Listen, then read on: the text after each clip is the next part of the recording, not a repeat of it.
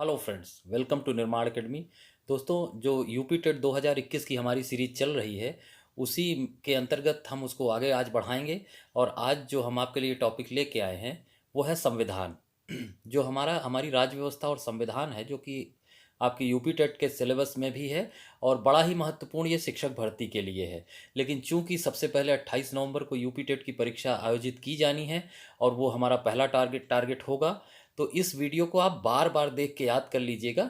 ये बिल्कुल शॉर्ट में बनाया गया है और संविधान के सभी टॉपिक कवर किए गए हैं। जितनी क्षमता शिक्षक भर्ती की के प्रश्नों की होती है और यूपी टेट के प्रश्नों की, वो सभी इसमें कवर किए गए हैं। तो आप इसको पढ़ के उसके सारे प्रश्नों को हल कर पाएंगे। तो बिना विलंब किए हम अपनी सीरीज शुरू करते हैं।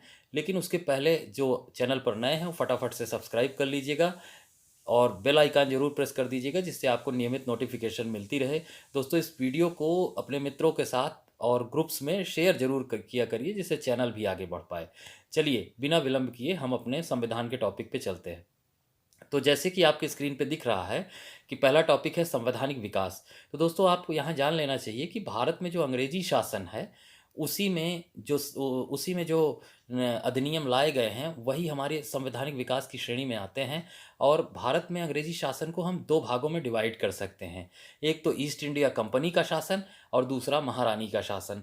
तो दोस्तों, जब ईस्ट इंडिया कंपनी का शासन था, ये बक्सर के युद्ध के पश्चात जब इलाहाबाद की संधि हुई, तो बंगाल, बिहार, उड़ीसा की दीवानी जो है अंग्रेजों को यानी ईस्ट इंडिया कंपनी को प्राप्त हो गई। तो वहाँ से इस शासन की शुरुआत होती है 1764 से और 1857 विद्रोह तक।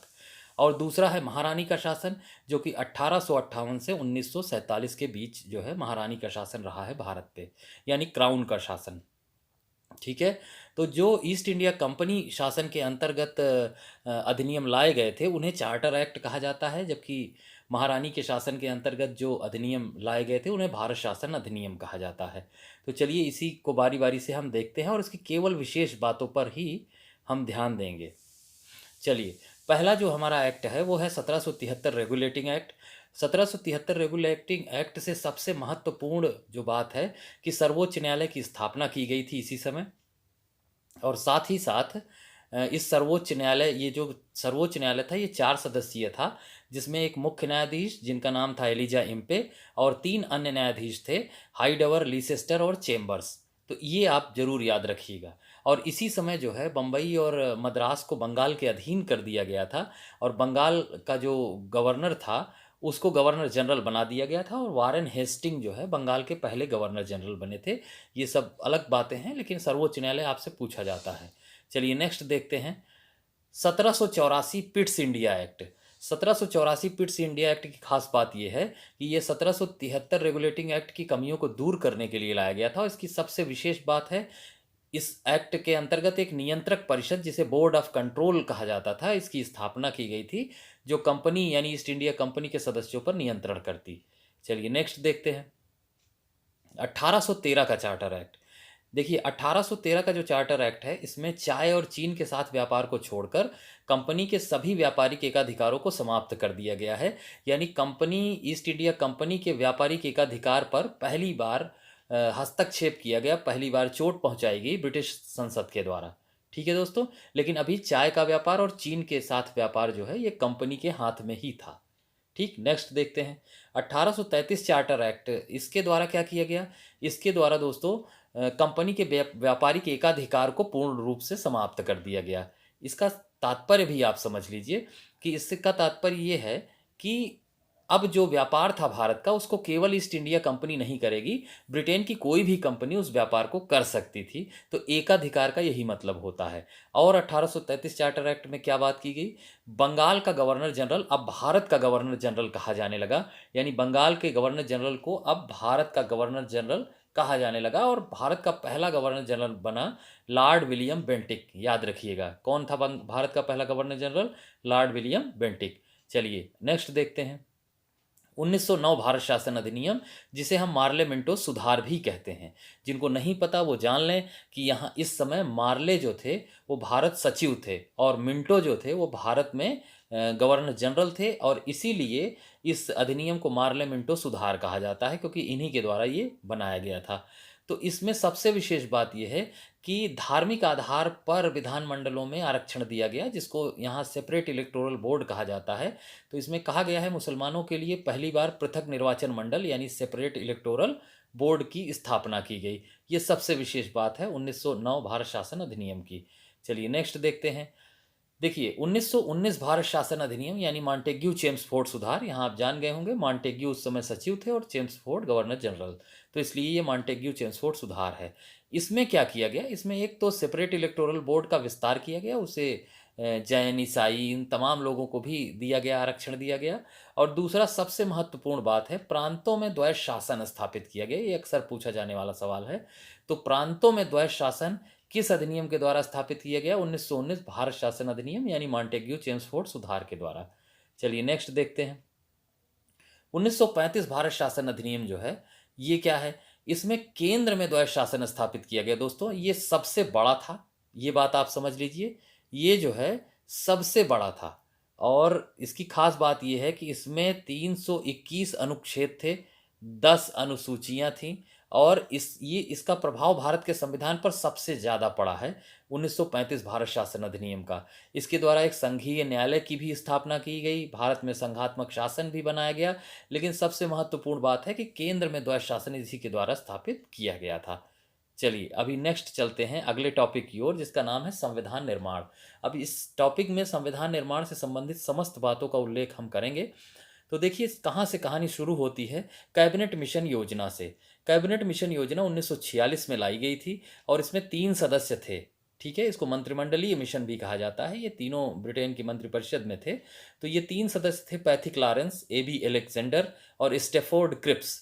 ठीक है, पैथिक लॉरेंस, स्टेफोर्ड क्रिप्स और ए.बी. अलेक्जेंडर। ठीक है, तो इसमें हुआ क्या कि संविधान सभा का गठन कैबिनेट मिशन योजना के ही आधार पर किया गया था। जब कभी ये प्रश्न आए तो आप लगा सकते हैं। संविधान सभा का गठन इसी योजना के आधार पर जुलाई 1946 में हुआ है। और यहाँ जो सदस्यों का निर्धारण था वो जनसंख्या के आधार पर किया गया था और प्रति 10 लाख जनसंख्या पर एक सदस्य का चुनाव किया गया था। चलिए इसके आगे देखते हैं। कुल सदस्य कितने चुन के आए संविधान सभा में, 389। ठीक है, 389 यानी 389। और इसमें सर्वाधिक 7 सदस्य मैसूर रियासत से थे और हैदराबाद का कोई भी प्रतिनिधि इसमें शामिल नहीं हुआ था। ठीक, अब संविधान सभा की बैठकों का दौर शुरू हुआ दोस्तों। तो पहली बैठक 9 दिसंबर 1946 को हुई, जिसमें सच्चिदानंद सिन्हा को अस्थायी अध्यक्ष चुन लिया गया। जब आपसे कभी इम्तहान में ये प्रश्न आए कि पहला अध्यक्ष कौन था या अस्थायी अध्यक्ष कौन था या पहली बैठक में कौन अध्यक्ष बनाया गया, तो वो थे सच्चिदानंद सिन्हा। ठीक है, फिर 2 दिन के पश्चात ही द्वितीय बैठक का आयोजन हुआ 11 दिसंबर 1946 को और यहाँ डॉक्टर राजेंद्र प्रसाद को स्थायी अध्यक्ष चुन लिया गया। ठीक है, तो ये संविधान सभा के, अगर पूछा जाए कि संविधान सभा का अध्यक्ष कौन था या अस्थायी अध्यक्ष कौन था, तो वो थे डॉक्टर राजेंद्र प्रसाद। ठीक है, फिर 2 दिन के पश्चात 13 दिसंबर 1946 को पंडित जवाहरलाल नेहरू ने ऐतिहासिक उद्देश्य प्रस्ताव प्रस्तुत किया, जिसे 22 जनवरी 1947 को पारित कर दिया गया। चलिए देखिए, संविधान सभा में कुल कितनी बैठक हुई, 11 बैठक हुई। संविधान सभा में कुल कितनी महिलाएं थीं, 15 महिलाएं थीं। अब देखिए समितियों से सवाल आते हैं, तो महत्वपूर्ण समितियों को देख लेते हैं। संघ संविधान समिति के अध्यक्ष जवाहरलाल नेहरू थे। प्रांतीय संविधान समिति के अध्यक्ष वल्लभ भाई पटेल थे। अल्पसंख्यक समिति के अध्यक्ष सरदार वल्लभ भाई पटेल ही थे। झंडा समिति यानी तदर्थ झंडा समिति के अध्यक्ष डॉक्टर राजेंद्र प्रसाद थे। इसमें कई सारी किताबों में कुछ और भी दिया है, तो आप डॉक्टर राजेंद्र प्रसाद मान के चलिएगा। सलाहकार समिति के अध्यक्ष यानी संवैधानिक सलाहकार समिति के अध्यक्ष वी.एन. राव थे। ठीक है, कभी आपसे ये प्रश्न आए कि संवैधानिक सलाहकार कौन था, तो वो वी.एन. राव थे। और देखिए सबसे इंपॉर्टेंट है प्रारूप समिति, और प्रारूप समिति कई बार पूछी गई है। इसके अध्यक्ष बाबा साहब भीमराव अंबेडकर थे। ये 7 सदस्यीय थी और इसमें जो है बाबा साहब भीमराव अंबेडकर इसके अध्यक्ष थे। बाकी बहुत सारे मेंबर थे, 6 मेंबर। एन गोपाला स्वामी अयंगर, कृष्णा स्वामी अय्यर, सैयद मोहम्मद सादुल्ला, बी.एल. मित्र, डी.पी. खेतान, के.एम. मुंशी, ये सब इसके मेंबर थे। बाद में 2 लोगों को बदला भी गया था। लेकिन यहाँ आपसे प्रश्न पूछा जाता है प्रारूप समिति के अध्यक्ष कौन थे, बाबा साहब भीमराव अंबेडकर। ठीक है, अब देखिए संविधान सभा की अंतिम बैठक 24 जनवरी 1950 को हुई और देखिए दोस्तों इसी दिन डॉक्टर राजेंद्र प्रसाद को भारत का राष्ट्रपति चुन लिया गया था। किसके द्वारा, संविधान सभा के द्वारा। तो ये भारत के पहले राष्ट्रपति जब पहली बार इस पद पे आए तो इन्हें संविधान सभा द्वारा चुना गया था 24 जनवरी 1950 को। ठीक है। अब दो प्रश्न आते हैं, एक तो ये है कि संविधान को कब अपनाया गया और संविधान कब लागू किया गया। तो संविधान हमारा अपनाया गया है 26 नवंबर 1949 को और संविधान हमारा पूर्ण रूप से लागू हुआ 26 जनवरी 1950 को। दोनों ही बातों को मैं आपको बता देना चाहता हूं कि जब आप प्रस्तावना पढ़ेंगे तो उसकी अंतिम लाइन में लिखा है कि आज तारीख 26 नवंबर 1949 ईस्वी मिति मार्गशीर्ष शुक्ल सप्तमी संवत 2006 विक्रमी को एतद द्वारा इस संविधान को अंगीकृत, अधिनियमित या आत्मार्पित करते हैं, यानी हम अपना लेते हैं 26 नवंबर 1949 को। और दोस्तों 2 महीने हम रुक गए संविधान को लागू करने के लिए, क्योंकि इतिहास जिसने पढ़ा होगा वो जानता होगा कि 26 जनवरी 1930 को हमने पहला स्वाधीनता दिवस मनाया था और उसी तिथि को हमने ये संविधान लागू किया है, जिससे वो लोगों के स्मरण में सदैव बनी रहे। ठीक है, चलिए अगला पॉइंट देखते हैं। संविधान के निर्माण में कुल 2 वर्ष 11 माह और 18 दिन लगे थे। तो ये तथ्य भी याद कर लीजिएगा और दोनों अलग अलग समझिएगा कि कब अपनाया गया और कब लागू हुआ और बनने में कितना समय लगा। चलिए हम नेक्स्ट पे चलते हैं। अब प्रस्तावना और उद्देशिका के बारे में देखते हैं। तो इस यहाँ दोस्तों उद्देशिका पढ़ने का समय नहीं है, आप लोग किसी भी किताब से ये देख सकते हैं, सबके पास लूसेंट होगी तो उसमें भी आप देख सकते हैं। तो इसमें इसका शुरुआत होती है हम भारत के लोग से और समाप्त होता है आत्मार्पित करते हैं। अब इसके शब्दों को जान लीजिए जो कभी कभी इम्तिहान में पूछे जाते हैं। संप्रभुता, संप्रभुता से तात्पर्य होता है कि वैदेशिक मामलों में पूर्ण स्वतंत्र राष्ट्र, एक ऐसा राष्ट्र जिसके ऊपर किसी विदेशी शक्ति का, किसी विदेशी राष्ट्र का प्रभाव ना हो, तो वो एक संप्रभु राष्ट्र है, सॉवरेन स्टेट है। और संप्रभुता जो है, ये कई बार प्रश्न ये पूछा गया है कि हमारे संविधान का सबसे महत्वपूर्ण शब्द या सबसे महत्वपूर्ण तत्व क्या है, तो वो है संप्रभुता। ठीक है। अब देखिए अगली बात क्या है, गणराज्य। यहाँ थोड़ा सा मिसप्रिंट है, देख लीजिएगा, गणराज्य। और गणराज्य कई बार पूछा गया है और आप जानते रहिएगा कि संवैधानिक जिस देश का संवैधानिक प्रमुख निर्वाचित हो, वंशानुगत ना हो, वो राज्य जो है, वो देश जो है वो गणराज्य होता है। जैसे उदाहरण के तौर पर भारत एक गणराज्य है क्योंकि यहाँ का संवैधानिक प्रमुख राष्ट्रपति होता है और राष्ट्रपति चुन के आता है, वंशानुगत नहीं होता। ठीक है, तो इसलिए भारत एक गणराज्य है। देखिए और क्या प्रस्तावना के बारे में महत्वपूर्ण है।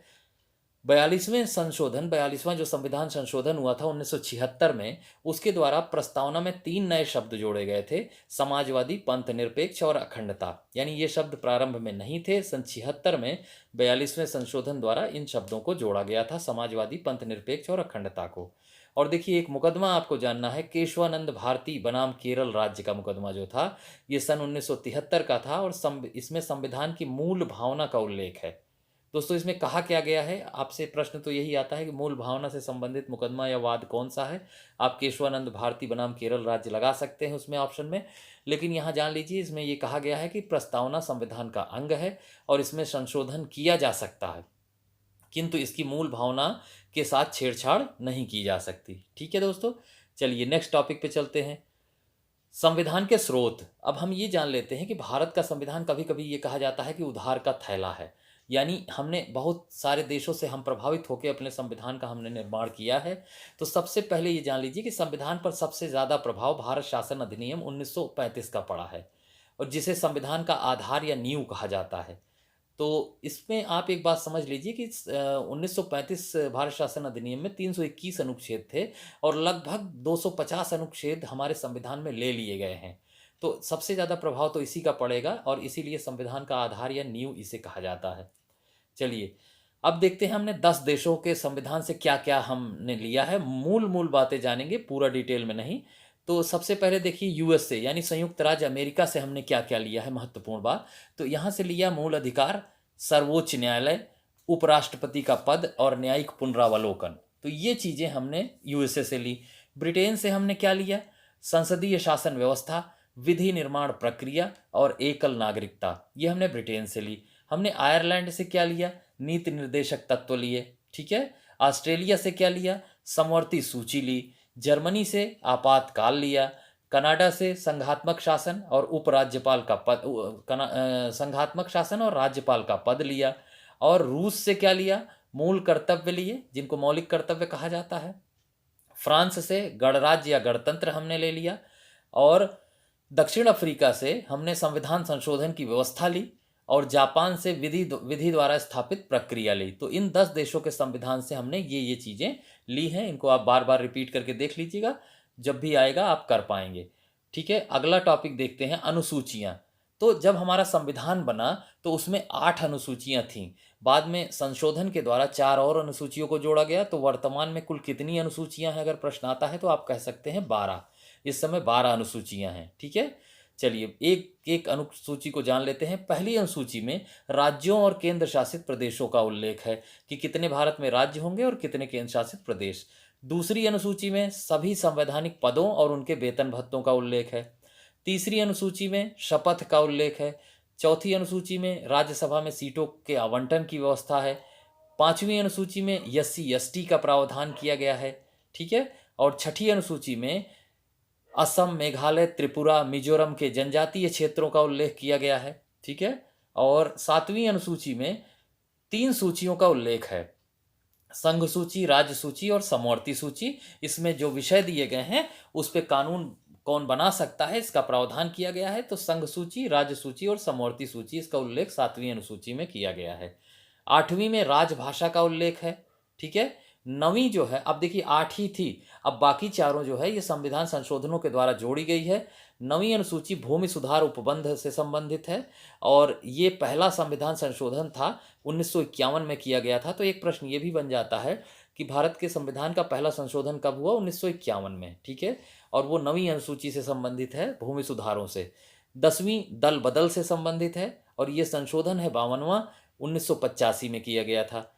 11वीं अनुसूची ग्राम पंचायत से 73वां संविधान संशोधन है, 1993 में हुआ। और 12वीं अनुसूची है नगर पंचायत, जो 74वां संविधान संशोधन है, 1993 में किया गया। तो ये 12 अनुसूचियां हैं। चलिए ठीक है दोस्तों, चलिए कुछ राष्ट्रीय प्रतीकों के बारे में जान लेते हैं जो आपके सिलेबस में भी है। सबसे पहले हम जानेंगे राष्ट्रध्वज के बारे में, जो कि है तिरंगा। और तिरंगा जो है हमारा, इसके निर्माण करता है पिंगली वेंकैया। और इसका जो आकार होता है वो 3:2 का होता है, यानी 3 लंबाई और 2 चौड़ाई। ठीक है, और इसे अपनाया कब गया, 22 जुलाई 1947 को। याद रखिएगा, कई बार पूछा गया है, 22 जुलाई 1947 को। नीले रंग, दोस्तों एक बात और है, ये जिसका चक्र जो है वो नीले रंग का होता है और इसमें 24 तीलियां होती हैं, अशोक की लाट से ली गई है ये। ठीक है, चलिए नेक्स्ट देखते हैं राष्ट्रगान। हमारा राष्ट्रगान है जनगण मन, जो कि रविन्द्रनाथ टैगोर द्वारा रचित है। उनकी एक पुस्तक है गीतांजलि, वहीं से ये लिया गया है और इसे 24 जनवरी 1950 को अपनाया गया था। इसका पहला गायन कलकत्ता कांग्रेस के कलकत्ता अधिवेशन में 1911 में ब्रिटेन के सम्राट जॉर्ज पंचम और महारानी मेरी के सम्मान में ये गाया गया था। ठीक है, याद रखिएगा। और इसकी गायन अवधि है, हमारे जो राष्ट्रगान की गायन अवधि है 52 सेकेंड। ठीक है, चलिए नेक्स्ट देख लेते हैं राष्ट्रगीत। राष्ट्रगीत है वंदे मातरम और ये कहाँ से लिया गया है, आनंद मठ जो पुस्तक है वहाँ से लिया गया है और इसके रचयिता है बंकिम चंद्र चटर्जी। और ये भी 24 जनवरी 1950 को ही अपनाया गया है। और जो है इसका प्रथम गायन 1896 के कांग्रेस के अधिवेशन में हुआ था। ठीक है, राष्ट्रीय पंचांग हमारा क्या है, शक संवत पर आधारित है, ग्रिगोरियन कैलेंडर के साथ है ये। ठीक है, शक संवत और ग्रिगोरियन कैलेंडर दोनों को याद रखिएगा। राष्ट्रीय पंचांग को अपनाया गया 22 मार्च 1957 को। ठीक, और इसके अनुसार जो पहला महीना होता है वो होता है चैत्र और अंतिम माह होता है फाल्गुन, ये भी याद रखिएगा।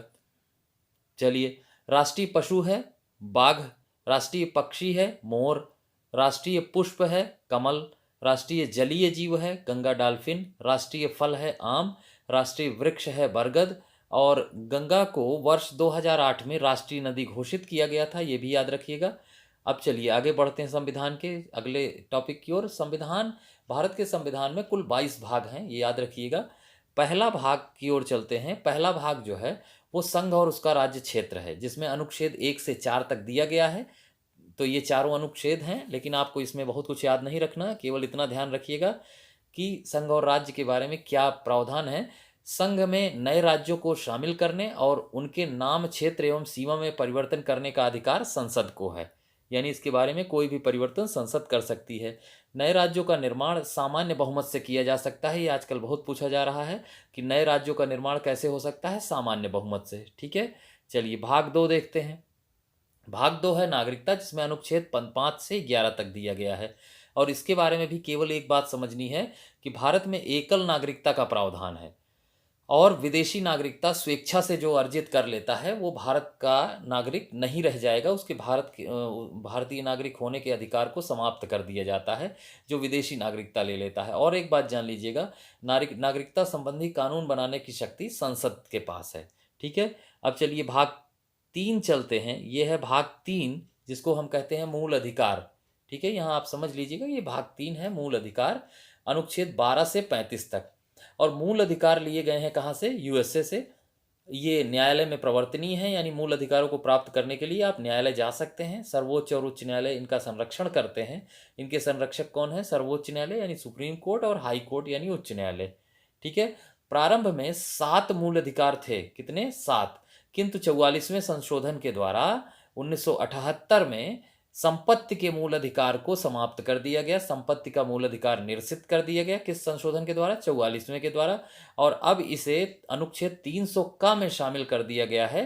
और अब वर्तमान में संपत्ति का अधिकार आपका कानूनी या विधिक अधिकार है। ये भी प्रश्न पूछा जा सकता है कि संपत्ति का अधिकार आप क्या है और कहाँ है। तो 300 का में है और ये अब आपका कानूनी या विधिक अधिकार है। अब चलिए बारी बारी से मूल अधिकारों को देखते हैं। पहला मूल अधिकार है समानता का अधिकार, जिसमें अनुच्छेद 14 से 18 तक है। तो 14 से 18 तक सारे आपको नहीं जानने हैं, इंपॉर्टेंट जानने हैं। पहला, जैसे 14 नंबर में ये लिखा है विधि के समक्ष समानता, यानी कानून के समक्ष सभी व्यक्ति समान हैं। और 17 नंबर अनुच्छेद में ये है अस्पृश्यता यानी छुआछूत की समाप्ति, बहुत पूछा जाता है ये। 18 नंबर अनुच्छेद में उपाधियों की समाप्ति, सेना और शिक्षा संबंधी उपाधियों को छोड़कर बाकी ऐसी उपाधियां जो असमानता उत्पन्न करती हैं उन सबकी समाप्ति। ठीक है, अब चलिए स्वतंत्रता का अधिकार। स्वतंत्रता का अधिकार जो है अनुच्छेद 19 से 22 के बीच में दिया गया है। इसमें 6 प्रकार की स्वतंत्रताओं का उल्लेख है दोस्तों। ठीक है, अनुच्छेद 19 में 6 प्रकार की स्वतंत्रताएं दी गई हैं और अनुच्छेद 21 में प्राण और दैहिक स्वतंत्रता है। याद रखिएगा, अनुच्छेद 21 में प्राण एवं दैहिक स्वतंत्रता। और दोस्तों एक और याद रखना है, अनुच्छेद 21 का जो बाद में जोड़ा गया है 86वें संविधान संशोधन 2002 के द्वारा। और इसमें जो है ये बताया गया है 6 से 14 वर्ष की आयु के बालकों के लिए निःशुल्क और अनिवार्य शिक्षा का प्रावधान है। 6 से 14 वर्ष की आयु के बालकों के लिए 86वें संविधान संशोधन 2002 द्वारा जोड़ा गया। तीसरा मूल अधिकार है शोषण के विरुद्ध अधिकार और इसमें अनुच्छेद 23 और 24 है। ठीक है, जिसमें आप 24 याद रखिएगा कि 14 वर्ष से कम आयु के बालकों को कारखानों इत्यादि जोखिम भरे कार्यों में नियोजन का प्रतिषेध है। ठीक है, इसका मतलब ये हो जाता है कि जो 14 साल से कम आयु के बालक हैं उन्हें ऐसे जोखिम भरे कार्य में नहीं लगाया जाएगा जहां मशीनें वगैरह लगी हैं जिससे उनके शरीर को हानि पहुंचे, ऐसे कार्य में नहीं लगाया जाएगा। चलिए चौथा जो मूल अधिकार है वह धार्मिक स्वतंत्रता का अधिकार है, जिसमें अनुच्छेद 25 से 28 तक जो है अनुच्छेद उल्लिखित हैं धार्मिक स्वतंत्रता के बारे में। ठीक है, पांचवा मूल अधिकार है संस्कृति एवं शिक्षा संबंधी अधिकार, जिसमें अनुच्छेद 29 और 30 दिया गया है। ठीक है, और संस्कृति और शिक्षा संबंधी अधिकार जो है 29 और 30 ये अल्पसंख्यकों के लिए हैं, जिसमें ये बताया गया है 29 में कि अल्पसंख्यकों को अपनी भाषा, लिपि और संस्कृति को सुरक्षित रखने का अधिकार है। और 30 में ये कहा गया है कि शिक्षण संस्थाएं स्थापित करने का अधिकार है, कि यानी जो अल्पसंख्यक वर्ग है वो अपनी रुचि की शिक्षण संस्थाएं स्थापित कर सकता है, उनका प्रचार प्रसार और प्रबंधन कर सकता है। और आखिरी और छठा मूल अधिकार क्या है? ये अनुच्छेद 32 में उल्लिखित है। इसमें 5 रिटों की व्यवस्था है। वो रिटें कौन कौन सी हैं? बंदी प्रत्यक्षीकरण, जिसको इंग्लिश में हैबियस कार्पस कहते हैं, परमादेश, मैंडेमस, उत्प्रेषण, सर्शियोरारी और प्रतिषेध, प्रोहिबिशन और अधिकार पृच्छा, को वारंटो। ठीक है, तो ये रिटें हैं, 5 रिटें जिनके माध्यम से आप हाई कोर्ट और सुप्रीम कोर्ट में अपने मूल अधिकारों का संरक्षण कर सकते हैं। और देखिए यहाँ एक बात और आपको बताना देना चाहता हूँ कि बाबा साहब भीमराव अंबेडकर जो थे, डॉक्टर अंबेडकर, इन्होंने संवैधानिक उपचारों को यानी अनुच्छेद 32 को संविधान की आत्मा कहा है। वैसे अगर आपसे प्रश्न पूछा जाता है कि संविधान की आत्मा किसे कहते हैं, तो आपको लगाना पड़ेगा प्रस्तावना, क्योंकि पंडित जवाहरलाल नेहरू ने प्रस्तावना को संविधान की आत्मा कहा है। ठीक है, जबकि जब आपसे लिख कर ये पूछा जाता है कि बाबा साहब अंबेडकर ने किसे संविधान की आत्मा कहा है, तो आप जो है ये लगा सकते हैं संवैधानिक उपचार यानी अनुच्छेद 32। ठीक है, चलिए अब हम चलते हैं भाग 4 की ओर, जो कि नीति निर्देशक तत्व है जिसमें उल्लिखित है। और यहाँ अनुच्छेद 36 से 51 तक दिया गया है। अब दो बातें सबसे पहले महत्वपूर्ण हैं। आयरलैंड से ये लिया गया है नीति निर्देशक तत्व, और ये न्यायालय में प्रवर्तनीय नहीं है, यानी ये इसके लिए न्यायालय नहीं जाया जा सकता। दोस्तों, ये राज्यों को दिए गए निर्देश हैं, किसके द्वारा? संविधान निर्माताओं के द्वारा, और वो ये अपेक्षा करते हैं कि इसको समयबद्ध रूप से धीरे धीरे करके जब भी परिस्थितियां अनुकूल हों तो इसे लागू किया जाए, यानी इसको मांगने के लिए हम न्यायालय नहीं जा सकते। इसका उद्देश्य क्या है? एक कल्याणकारी राज्य की स्थापना करना, यानी एक वेलफेयर स्टेट स्टैब्लिश करना। ठीक है, अब इसके कुछ प्रमुख अनुच्छेद देख लेते हैं। अनुच्छेद 39 में ये कहा गया है, स्त्री एवं पुरुष के को समान आजीविका की उपलब्धता एवं समान कार्य के लिए समान वेतन की व्यवस्था। अनुच्छेद 40 में ग्राम पंचायतों का उल्लेख है। अनुच्छेद 43 में कर्मकारों के लिए निर्वाह मजदूरी आदि का प्रबंध करता है। और सबसे महत्वपूर्ण है अनुच्छेद 43 का, जिसे गांधीवादी अनुच्छेद भी कहते हैं, और इसमें प्रबंधन में कर्मकारों की भागीदारी के बारे में बताया गया है। ये गांधी जी के ट्रस्टीशिप यानी न्यास सिद्धांत पर आधारित है। अनुच्छेद 44 में समान सिविल संहिता की बात कही गई है। दोस्तों, समान सिविल संहिता अभी भारत के केवल एकमात्र राज्य गोवा में ही लागू है। ठीक है, ये भी आप याद रखिएगा। अनुच्छेद 47 में जो है वो मद्यपान निषेध या नशाबंदी का उल्लेख है। अनुच्छेद 50 में कार्यपालिका से न्यायपालिका का पृथक्करण। अनुच्छेद 51 में अंतर्राष्ट्रीय शांति एवं सुरक्षा की अभिवृद्धि। तो आप जानते रहिएगा, यहाँ अंतर्राष्ट्रीय शब्द लगा हुआ है। अंतर्राष्ट्रीय शांति और सुरक्षा की अभिवृद्धि कैसे हो सकती है? वो वैदेशिक संबंधों के माध्यम से हो सकती है। इसलिए एक बार ये भी प्रश्न पूछा गया है कि वैदेशिक मामलों से संबंधित अनुच्छेद कौन सा है, तो वो है अनुच्छेद 51। चलिए आगे चलते हैं, भाग 4 का देखते हैं। तो 4 के बाद 5 नहीं आएगा, ये ध्यान रखिएगा। भाग 4 का आएगा, जिसमें मूल कर्तव्यों का उल्लेख है, और भाग 4 का के लिए मूल कर्तव्यों के लिए अनुच्छेद 51 का उल्लेख है। 51 का। ठीक है, अब मूल कर्तव्य जो है ये सोवियत रूस से लिए गए हैं। ठीक है, यानी जो रूस का संविधान है उससे हम प्रभावित होकर मूल कर्तव्यों को शामिल किया गया है।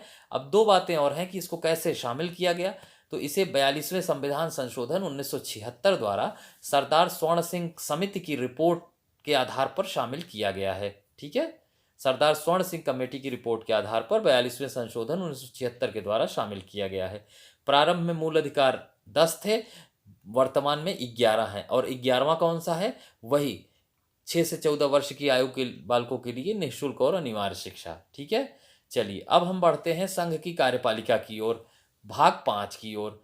तो पहले संसद के बारे में यहाँ जान लेते हैं। अब तो संसद के बारे में दो प्रश्न बन सकते हैं कि संसद के अंग कितने और संसद के सदन कितने। तो संसद के अंग 3 हैं।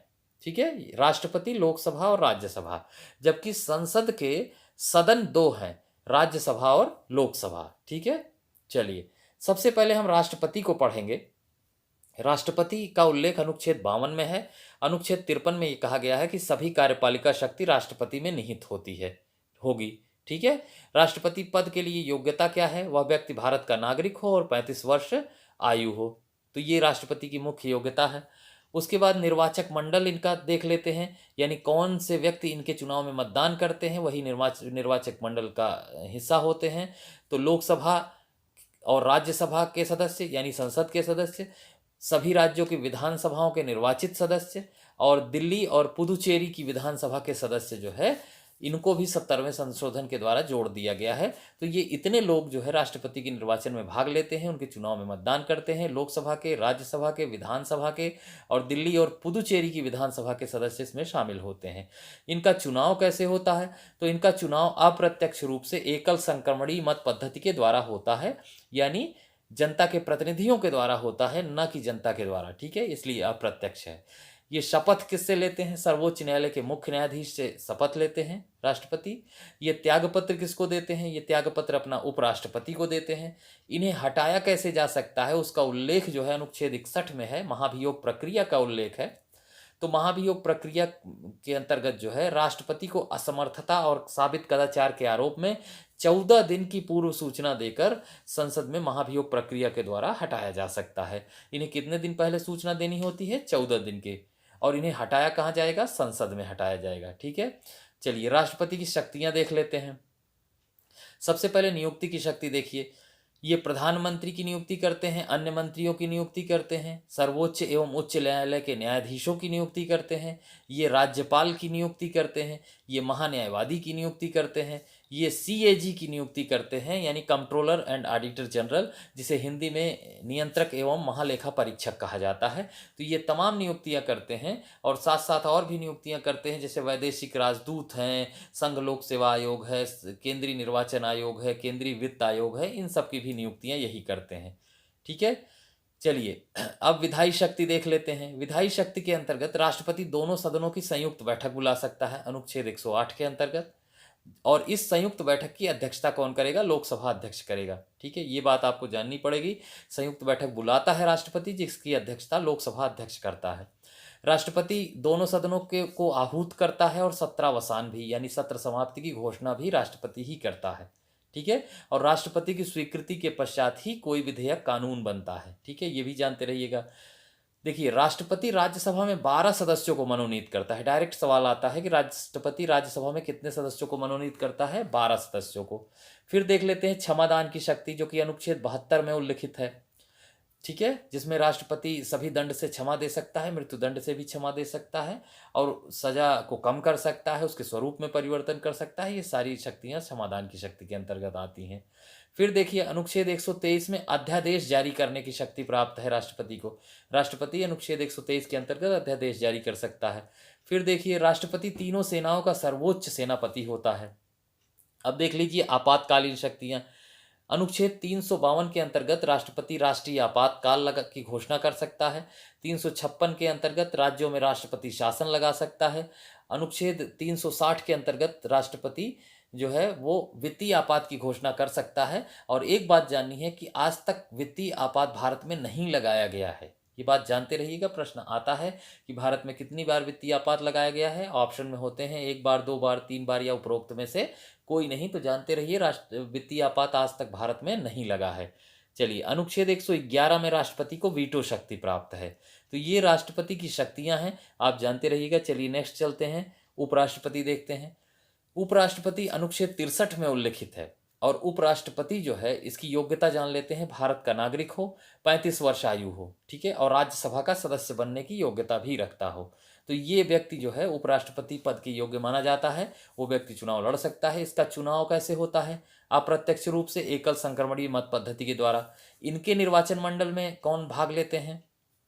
तो इनके निर्वाचक मंडल में राज्य से कोई मतलब नहीं होता। संसद के दोनों सदनों के सभी सदस्य भाग लेते हैं, यानी लोकसभा के और राज्यसभा के। ठीक है, ये शपथ किससे लेते हैं उपराष्ट्रपति? ये राष्ट्रपति से शपथ लेते हैं। ये अपना त्यागपत्र भी राष्ट्रपति को देते हैं। इन्हें राज्यसभा में सामान्य बहुमत से हटाया जा सकता है। उपराष्ट्रपति का कार्य देख लीजिए, 2 कार्य हैं इनके। एक तो जब राष्ट्रपति की अनुपस्थिति होगी, राष्ट्रपति नहीं होगा, तो ये उसके समस्त कर्तव्यों का निर्वहन करेंगे। और दूसरा सबसे महत्वपूर्ण कार्य इनका है कि उपराष्ट्रपति राज्यसभा के पदेन सभापति होते हैं। ठीक है, चलिए अब केंद्रीय मंत्रिपरिषद के बारे में जान लेते हैं, जिसमें 2 अनुच्छेद आपको ध्यान रखने हैं, अनुच्छेद 74 और अनुच्छेद 75। अनुच्छेद 74 में केंद्रीय मंत्रिपरिषद का उल्लेख किया गया है, जिसमें बताया गया है कि राष्ट्रपति को उसके कर्तव्यों में सहयोग और परामर्श देने के लिए एक मंत्रिपरिषद होगी। अनुच्छेद 75 में उनकी नियुक्ति का प्रावधान है। ये बताया गया है कि मंत्रिपरिषद या मंत्रियों की नियुक्ति जो है वो राष्ट्रपति करते हैं। किसकी नियुक्ति करते हैं? सबसे पहले प्रधानमंत्री की करते हैं, और प्रधानमंत्री के परामर्श से अन्य मंत्रियों की करते हैं। ठीक है, अब देखिए, समूची मंत्रिपरिषद जो केंद्रीय मंत्रिपरिषद है वो लोकसभा के प्रति उत्तरदायी होती है, जनता के सदन के प्रति उत्तरदायी होती है। ठीक है, 42वें संविधान संशोधन 1976 के द्वारा राष्ट्रपति के लिए मंत्रिपरिषद का परामर्श पूर्णतया बाध्यकारी बना दिया गया है। ये भी जानते रहिएगा कि राष्ट्रपति अपनी मर्जी से काम नहीं कर सकता, वो मंत्रिपरिषद के परामर्श से ही काम कर सकता है। अब चलिए राज्यसभा देखते हैं। राज्यसभा जो है इसका उल्लेख अनुच्छेद 80 में किया गया है, और यहाँ सदस्य सीमा है 250, वर्तमान सदस्य संख्या है 245। योग्यता क्या होती है राज्यसभा के लिए? भारत का नागरिक हो और 30 वर्ष आयु हो। 30 वर्ष आयु हो। इनका चुनाव अप्रत्यक्ष रूप से संबंधित राज्य की विधानसभा के सदस्य करते हैं, यानी जो विधायक हैं यही राज्यसभा का सदस्य चुनते हैं। इनका कार्यकाल होता है 6 वर्ष। यह एक उच्च सदन है और स्थायी सदन भी, जो कभी भंग नहीं होता।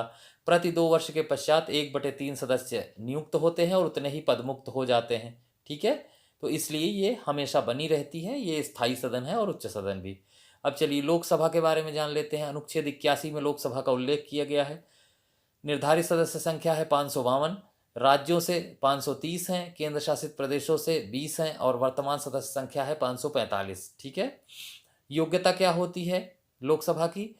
भारत का नागरिक हो, 25 वर्ष आयु हो। ठीक है। इनका चुनाव प्रत्यक्ष रूप से जनता द्वारा किया जाता है, ये भी जानते रहिएगा कि जनता इसमें मतदान करती है। कार्यकाल इनका 5 वर्ष होता है। और एक बात जाननी है, 61वें संविधान संशोधन 1989 यानी 1989 के द्वारा मतदान की आयु 21 वर्ष से घटाकर 18 वर्ष कर दी गई थी। ठीक है। चलिए अब कुछ और महत्वपूर्ण तथ्यों को जान लेते हैं। अनुच्छेद 110 धन विधेयक से संबंधित है। धन विधेयक पर लोकसभा का एकाधिकार होता है। इसे राज्यसभा में केवल 14 दिन तक ही रोका जा सकता है, यानी राज्यसभा में ये अगर 14 दिन के अंदर पारित नहीं हुआ तो पारित हुआ मान लिया जाता है। और एक बात जान लीजिए, कोई भी विधेयक धन विधेयक है अथवा नहीं, इसका निर्णय लोकसभा अध्यक्ष करता है, यानी वही बताएगा कि ये विधेयक धन विधेयक है या नहीं। ठीक है। कोरम या गणपूर्ति ये क्या होती है और कितनी होती है? पूछा तो यही जाता है कि कितनी होती है, तो ये 10% या 1/10 होती है। इसका मतलब ये होता है कि किसी भी भारत में जो भी सदन है, इनकी कार्यवाही को संचालित करने के लिए न्यूनतम सदस्य संख्या होती है 10%, यानी अगर 10% से कम लोग आएंगे तो कार्यवाही स्थगित कर दी जाएगी। ठीक है। उसी कोरम या गणपूर्ति कहते हैं। प्रश्नकाल क्या है? प्रश्नकाल बैठ संसद में या सदन में या भारत के किसी भी सदन में बैठक का पहला घंटा जो है प्रश्नकाल होता है, 11 से 12 बजे तक का। शून्यकाल क्या है? 12 से 1 बजे तक का समय शून्यकाल कहलाता है, जिसमें अविलंबनीय लोक महत्व के मामले उठाए जाते हैं। भारत में प्रथम लोकसभा अध्यक्ष कौन थे? जीवी मावलंकर। और एक प्रश्न और आता है कि किस लोकसभा अध्यक्ष के खिलाफ पहली बार अविश्वास प्रस्ताव लाया गया था?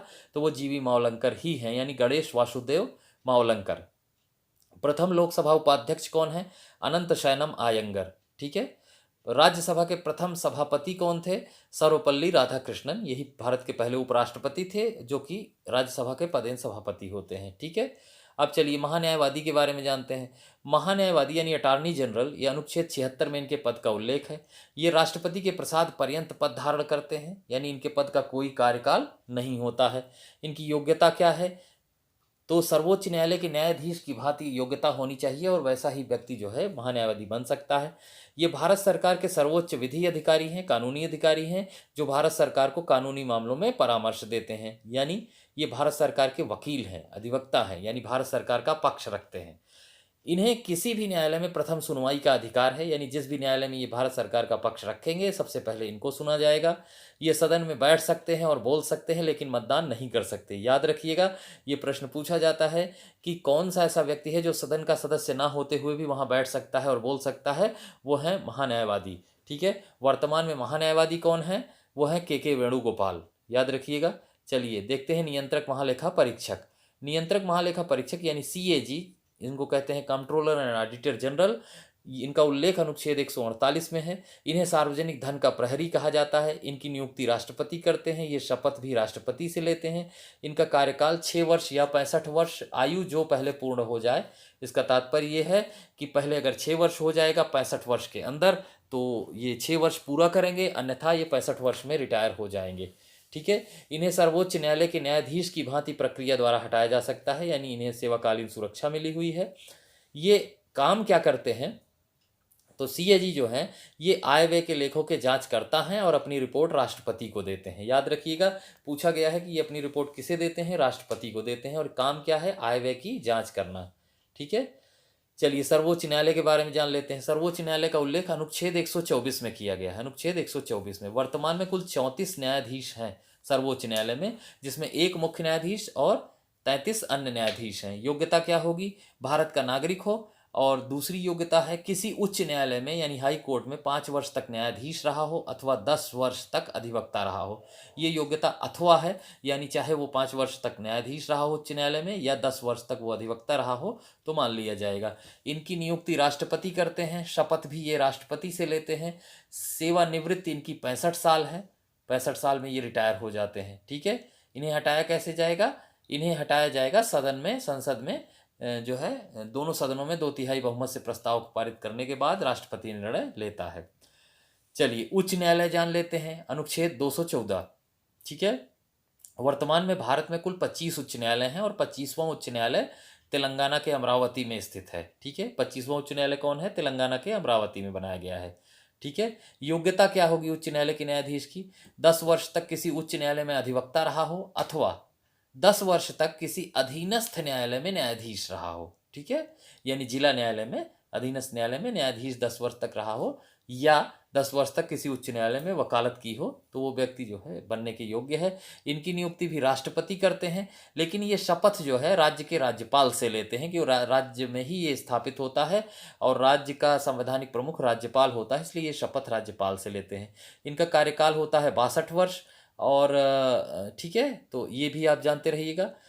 चलिए, लोकहितवाद या जनहित याचिका, जिसे PIL कहा जाता है, पब्लिक इंटरेस्ट लिटिगेशन, इसके जनक पूछे जाते हैं, तो इसके जनक थे जस्टिस PN भगवती। लोकहितवाद के जनक कौन है? Justice PN Bhagwati. चलिए, राज्यपाल को जानेंगे। अब हम राज्य के विषय में जानेंगे। तो राज्यपाल का उल्लेख अनुच्छेद 153 में किया गया है। इसमें बताया गया है कि प्रत्येक राज्य का एक राज्यपाल होगा, लेकिन 2 या 2 से अधिक राज्यों के लिए भी एक ही राज्यपाल नियुक्त किया जा सकता है, ये भी ऑप्शन है। तो योग्यता इनकी क्या होगी? भारत का नागरिक हो, 35 वर्ष आयु हो। इनकी नियुक्ति राष्ट्रपति के द्वारा होती है। ये शपथ उच्च न्यायालय के मुख्य न्यायाधीश से लेते हैं, जो हाई कोर्ट है उसके मुख्य न्यायाधीश से ये शपथ लेते हैं। इनकी शक्तियां क्या हैं? ये किसकी नियुक्ति? सबसे पहले नियुक्ति की शक्ति देख लेते हैं। मुख्यमंत्री की, अन्य मंत्रियों की और महाधिवक्ता की नियुक्ति ये करते हैं। ठीक है। इनकी विधायी शक्ति देख लीजिए। विधानमंडल के सदनों को, यानी विधानसभा के सदनों को आहूत करते हैं और सत्रावसान भी करते हैं, और इनकी स्वीकृति के पश्चात ही कोई विधेयक कानून बनता है। ठीक है। अनुच्छेद 213 में इन्हें भी अध्यादेश जारी करने की शक्ति प्राप्त है राज्य के लिए। अनुच्छेद 161 में इन्हें जो है क्षमादान की शक्ति प्राप्त है। राज्यपाल विधान परिषद के 1/6 सदस्यों की नियुक्ति भी करता है। ठीक है, तो ये बातें जानते रहिएगा। चलिए, राज्य की मंत्रिपरिषद को देख लेते हैं। अनुच्छेद 164 में राज्य मंत्रिपरिषद का उल्लेख है, और राज्य मंत्रिपरिषद जो है वो विधानसभा के प्रति उत्तरदायी होती है। ठीक है। और राज्य के जो मुख्यमंत्री हैं उनकी नियुक्ति राज्यपाल करता है, और उनके परामर्श से अन्य मंत्रियों की नियुक्ति भी राज्यपाल ही करता है। अनुच्छेद 165 में महाधिवक्ता का उल्लेख है। जैसे सेंट्रल में महान्यायवादी होता है, वैसे राज्य में महाधिवक्ता होता है। तो महाधिवक्ता की नियुक्ति राज्यपाल के द्वारा होती है। ये महाधिवक्ता जो हैं ये राज्य सरकार के सर्वोच्च विधि अधिकारी हैं, जो उन्हें कानूनी मामलों में परामर्श देते हैं। ठीक है। अब चलिए विधानसभा जान लेते हैं। विधानसभा का उल्लेख अनुच्छेद 170 में किया गया है। योग्यता क्या होगी? भारत का नागरिक हो, 25 वर्ष आयु हो। चुनाव इनका प्रत्यक्ष रूप से जनता द्वारा होता है। कार्यकाल इनका 5 वर्ष होता है। ठीक है। विधान परिषद जान लेते हैं। 169 में विधान परिषदों का उल्लेख है। विधान परिषद राज्य का उच्च सदन है और स्थायी सदन भी, जो कभी भंग नहीं होता। इनकी योग्यता भारत का नागरिक हो, 30 वर्ष आयु हो, और कार्यकाल इनका विधान परिषदों का 6 वर्ष होता है। ठीक है। वर्तमान में भारत में कुल 6 राज्यों में विधान परिषदें हैं। ठीक है, यहाँ ट्रिक बनी हुई है। ठीक है, अब तुम करना। तो A से आंध्र प्रदेश, B से बिहार, T से तेलंगाना, U से UP, M से MP, और करना से कर्नाटक। ठीक है, तो ये 6 राज्यों में विधान परिषद है। ठीक है, तो इसको आप जानते रहिएगा। चलिए, अब देखते हैं केंद्रीय वित्त आयोग। अनुच्छेद 280 में केंद्रीय वित्त आयोग का उल्लेख है, और केंद्रीय वित्त आयोग का काम क्या है? यह केंद्र और राज्यों के बीच करों के बंटवारे की सिफारिश करता है। जो करों से प्राप्त शुद्ध आय है उसको केंद्र और राज्य के बीच कैसे बांटा जाएगा, इसकी सिफारिश वित्त आयोग ही करता है, अनुच्छेद 280 के अंतर्गत। ठीक है। 15वें वित्त आयोग, जो कि वर्तमान में चल रहा है, इसके अध्यक्ष हैं NK सिंह, और पहले वित्त आयोग के अध्यक्ष कौन थे? KC नियोगी। ठीक है, दोनों को याद रखिएगा। अब देखिए निर्वाचन आयोग। निर्वाचन आयोग अनुच्छेद 324 में इसका उल्लेख है। भारत का निर्वाचन आयोग 3 सदस्यीय है, जिसमें एक मुख्य निर्वाचन आयुक्त होता है, 2 अन्य आयुक्त होते हैं। इनकी नियुक्ति, शपथ और त्यागपत्र तीनों राष्ट्रपति के सुपुर्द है। यानी नियुक्ति राष्ट्रपति करता है, शपथ ये राष्ट्रपति से लेते हैं, और त्यागपत्र भी राष्ट्रपति को देते हैं। तो निर्वाचन आयोग जो है इन्हें हटाया कैसे, इनको निर्वाचन आयुक्त जो होते हैं इन्हें हटाया कैसे जाता है? इन्हें सर्वोच्च न्यायालय के मुख्य न्यायाधीश की प्रक्रिया द्वारा हटाया जा सकता है। अब शॉर्ट में इनके कार्यों को हम बता देते हैं आपको। एक तरीका है इसे समझने का, कि चुनाव से संबंधित सभी कार्य जो है ये संचालित करते हैं, लेकिन 2 बातें हैं जो ये नहीं करते। एक तो चुनाव की अधिसूचना राष्ट्रपति जारी करता है, दूसरे पंचायत चुनावों का संचालन राज्य निर्वाचन आयोग करता है। ये 2 जानते रहेंगे तो बाकी सारे काम केंद्रीय चुनाव आयोग ही करता है। तो इसमें जैसे देख लीजिए, जितने भी भारत में चुनाव होते हैं, राष्ट्रपति, उपराष्ट्रपति, संसद के दोनों सदन, राज्य विधानमंडल के दोनों सदन, इन सब के चुनाव का संचालन जो है वो चुनाव आयोग ही करता है, केंद्रीय चुनाव आयोग। केवल पंचायतों के चुनाव का संचालन राज्य चुनाव आयोग करता है। ठीक है, चलिए नेक्स्ट देखते हैं। राजभाषा। राजभाषा भाग 17 में उल्लिखित है और इस समय और 8वीं अनुसूची में भी राजभाषा का उल्लेख है और वर्तमान में कुल 22 राजभाषाएं हैं। ठीक है, और क्या जानना है इसके बारे में? राजभाषा आयोग गठित करने का अधिकार राष्ट्रपति को है। पहला राजभाषा आयोग जो है 1955 में गठित किया गया था, जिसके अध्यक्ष थे बीजी खेर। ठीक है, चलिए संविधान संशोधन जान लेते हैं। संविधान संशोधन की व्यवस्था जो है वो अनुच्छेद 368 में उल्लिखित है और ये संविधान संशोधन की व्यवस्था दक्षिण अफ्रीका से ली गई है। ठीक है, चलिए नीति आयोग जान लेते हैं। नीति आयोग की स्थापना जो है 1 जनवरी 2015 को योजना आयोग के स्थान पर की गई थी। ये एक गैर संवैधानिक या संविधानेतर संस्था है। इसका मतलब ये होता है दोस्तों कि इसका निर्माण मंत्रिमंडल के प्रस्ताव द्वारा हुआ है, ये संविधान में इसका उल्लेख नहीं है। ठीक है, इसका अध्यक्ष प्रधानमंत्री होता है, उपाध्यक्ष वर्तमान में है राजीव कुमार और मुख्य कार्यकारी अधिकारी यानी चीफ एग्जीक्यूटिव ऑफिसर सीईओ ये अमिताभ कांत हैं। ठीक है, चलिए हम पंचायती राज व्यवस्था के बारे में देख लेते हैं। तो पंचायती राज व्यवस्था जो है इसमें समझ लेते हैं। सबसे पहले सामुदायिक विकास कार्यक्रम 1952 में शुरू किया गया था और फिर बलवंत राय मेहता कमेटी जो है ये 1956 में बनाई गई, जिसको ग्रामोद्धार समिति भी कहा जाता है और इसी की सिफारिश के आधार पर भारत में त्रिस्तरीय पंचायती राज व्यवस्था को अपनाया गया है। और अपनाने के बाद ये जो है, चूंकि इन्हीं की सिफारिश को अपनाया गया है, इसीलिए बलवंत राय मेहता को ही पंचायती राज का शिल्पी भी कहा जाता है। ठीक है, सर्वप्रथम 2 अक्टूबर 1959 को राजस्थान के नागौर में इसे लागू किया गया पंडित जवाहरलाल नेहरू के द्वारा। तारीख याद रखिएगा, 2 अक्टूबर 1959 को। कहाँ? राजस्थान के नागौर में। किसके द्वारा? जवाहरलाल नेहरू के द्वारा। ठीक है, अब देखिए संवैधानिक दर्जा कैसे मिला इसको। 73वें संविधान संशोधन 1993 के द्वारा ग्राम पंचायत को संवैधानिक दर्जा मिला। इसमें ग्राम पंचायत का उल्लेख है और इसके द्वारा संविधान में भाग 9 जोड़ा गया और अनुसूची जोड़ी गई 11वीं। तो कभी भी पूछे भाग 9 किससे संबंधित है या अनुसूची किससे, 11वीं अनुसूची किससे संबंधित है, तो आप कहेंगे ग्राम पंचायत से। ठीक है, अब चलिए 74वां संविधान संशोधन देख लेते हैं। 1993 में हुआ, इससे नगर पंचायतों को संवैधानिक दर्जा मिला और इसके द्वारा भाग 9 का जोड़ा गया और संविधान में 12वीं अनुसूची जोड़ी गई जिसमें 18 विषय हैं। ठीक है, तो ये भी जानते रहिएगा। तो जब भाग 9 का पूछा जाए तो ये नगर पंचायत से संबंधित है, अनुसूची 12 पूछी जाए तो ये भी नगर पंचायत से संबंधित है। ठीक है, और इसमें 18 विषय हैं और संविधान संशोधन है 74वां। देखिए पंचायतों में 1/3 पंचायतों में जो है 1/3 महिलाओं के लिए आरक्षण है। महिला आरक्षण कई बार पूछा गया है कि महिला आरक्षण कितना है पंचायतों में, तो वो है 1/3 या 33%। ठीक है, इनके चुनाव का संचालन राज्य चुनाव आयोग करता है। इनकी वित्त के बंटवारे की व्यवस्था जो है राज्य वित्त आयोग करता है और पंचायतों के लिए कानून बनाने की शक्ति राज्य विधान मंडल को है।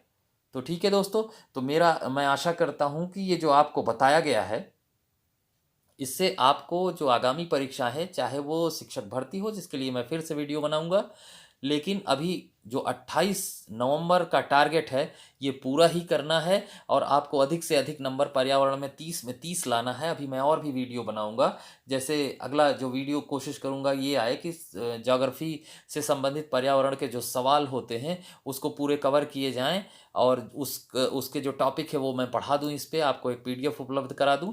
तो इसको आप बार बार देखिएगा और मैं रिक्वेस्ट कर रहा हूं कि बार बार देखिएगा। बाद में जब आप लौट के आएंगे तो मुस्कुराते चेहरे के साथ आएंगे। तो जिन्होंने अभी तक सब्सक्राइब नहीं किया है चैनल को, फटाफट से सब्सक्राइब कर दीजिए, जिससे जैसे ही वीडियो अपलोड हो आपको नोटिफिकेशन मिल जाए। बेल आइकन प्रेस कर दीजिएगा और दोस्तों अपने कमेंट जरूर किया करिए और ये बताइए कि अभी टेट के लिए और क्या क्या चाहिए, तो मैं जल्दी जल्दी वीडियो बना दूंगा आपके लिए।